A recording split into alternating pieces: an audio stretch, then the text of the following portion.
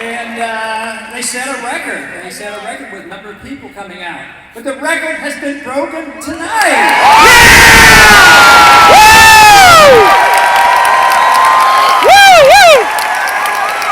Guinness, baby!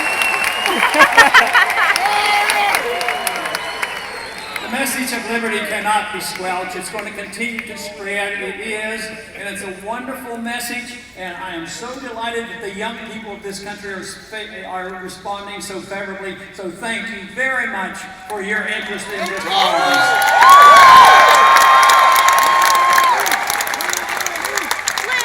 So this morning, after we had that wonderful rally last night and a lot of enthusiasm and a lot of cheering, I thought, well, I'll check the internet to find out what kind of stories were written. Well, one story, you know, we had, it is very, very accurate to say that we had over 6,000 people there. So I came across one story and said they had hundreds of people at Shaky.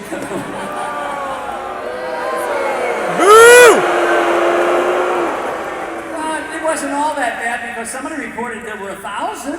So, but the headline actually was a little bit more catching. The headline said, "Where's Ron Paul? What do we hear from him?" And yet, here we just had that rally. So tonight, I hope we're able to send a message where they do hear from us and know that we're here. We here, baby. We here. Not Christmas. Yeah. The truth is, the message is spreading very well. If we compare it to 2 years ago, 4 years ago, or 10 years ago, it's dramatically different, and it's growing exponentially, and there's a good reason for that. Not only is it a great message, the message of liberty, but there's a deep need for it in this country. We're seeing the consequence of not following our Constitution and not being dedicated to the cause of liberty. We have a mess. The answers can be found in our Constitution and in the understanding of what individual liberty is all about. Yes.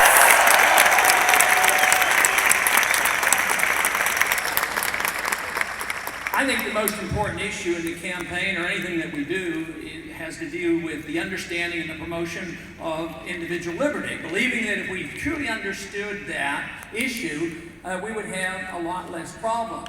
But when you go on the campaign trail, not a lot of people, other than an audience like this, have a great deal of concern for personal liberty. They have concern for the economy, and rightfully so, because that is a reflection, a bad economy is a reflection of a misunderstanding or a poor understanding about what economic liberty is all about.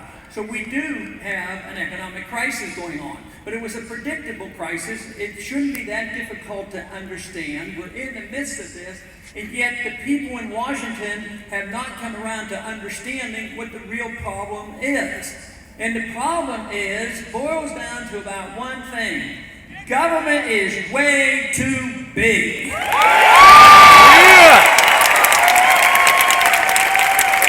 Grande.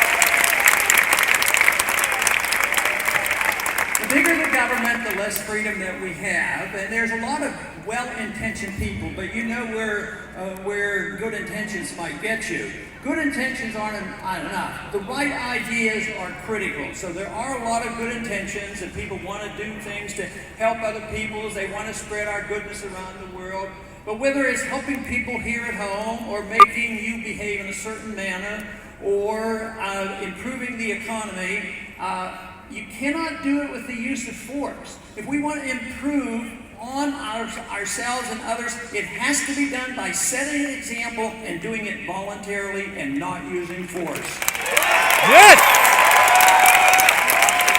Correct.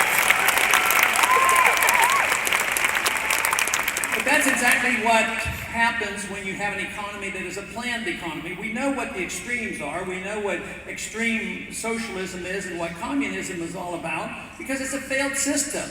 And it was a predictable event that the Soviet system would collapse because they had a non-viable economic system.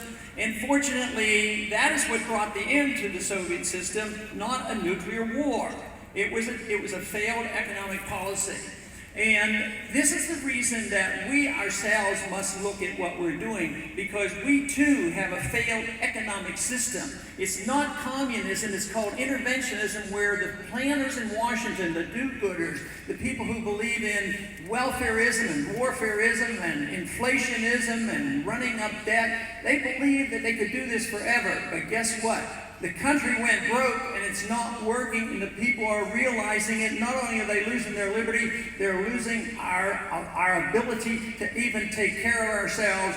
So this is the reason the message that we have is the message that can solve our problems, whether it has to do with personal liberty or the economic crisis that we have today. Yeah! Woo-hoo-hoo-hoo.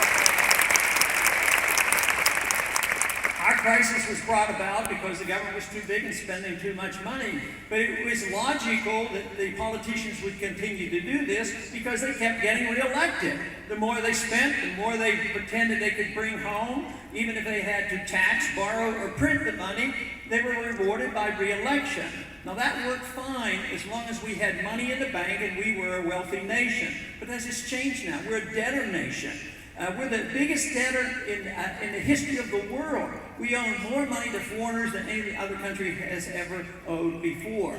But the treasury is empty, it's difficult to extract the taxes, borrowing power is limited, and also there's going to be a limitation on how much our central bank can print money, and that is what we have to take care of and make sure that we don't finance government with the Federal Reserve System.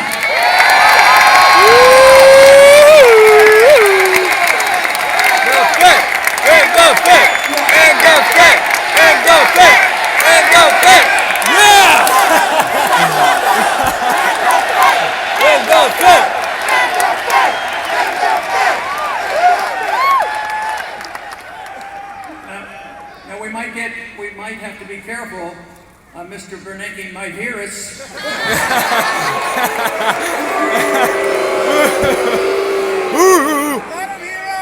No, the Federal Reserve has been around for 100 years. And, with an election coming up, if we do well in this election and we have the opportunity, we should celebrate that 100-year anniversary by repealing the Federal Reserve Act. Yeah! Good idea, Paul!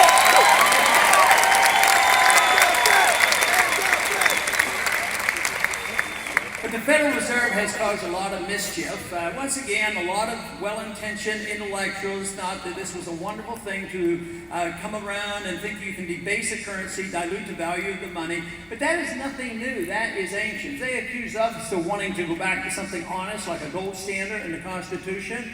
The whole thing is paper money and debasement of the currency is ancient as well. It is very, very old, and it's dishonest. If you or I duplicated the currency, it's called counterfeiting. When government does it, they call it good monetary policy.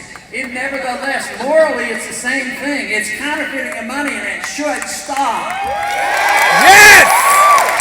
Yes! Get 'em! At the very least that we have to do, and the very first thing we have to do, is have a full audit of the Federal Reserve. We need to find out who their friends are. Get them all! And this is where we've made some achievement. Many in this audience, I'm sure, helped get the audit bill passed in the House last year. And of course, it didn't pass in the Senate, but we got a partial audit. We know more about the Fed than ever before. Matter of fact, I was a bit shocked, even though I've been very leery and concerned about monetary policy. I was still shocked to find out to the extent that they were involved. They were involved with $15 trillion of churning credit, bailing out their friends and buddies, not only in this country, but around the world. Boo-boo, that's boo-boo! So this is a system that does not reward the middle class. Matter of fact, if you had only inflation, which is the destruction of a currency, and you just excluded everything else for the moment, destroying a currency destroys the middle class. The middle class lose it, and there's an automatic transfer of wealth from the middle class to the wealthy. And just look at what's happening today. But put that on top of a system that rewards the high-paid lobbyists, that people go to Washington and get the bailouts and the privileges, and then they have this housing bubble that was developed always for good intentions to make sure all the poor people had a house. Well, sure, a lot of poor people who didn't qualify ended up getting a house, but the wealthy kept getting wealthier. The Fannie Mae and Freddie